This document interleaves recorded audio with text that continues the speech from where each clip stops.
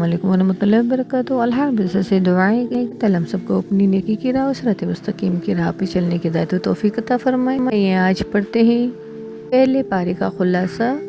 قرآن پاک میں پہلے پارے میں 5 باتیں ہمیں بیان کی گئی ہیں، تو آئیے سنتے ہیں، توجہ سے سیکھیں گے اور سکھائیں گے انشاءاللہ عز و جل۔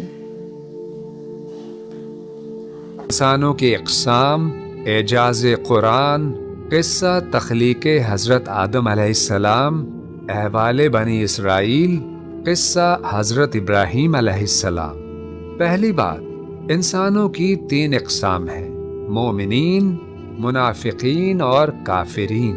مومنین کی 5 صفات ہیں: ایمان بالغیب، اللہ اور اس کی موجودگی پر، فرشتوں، قیامت اور دیگر غیبی حقائق پر ایمان رکھنا، اقامت صلاۃ، نماز کو باقاعدگی اور خشوع و خضوع کے ساتھ قائم کرنا،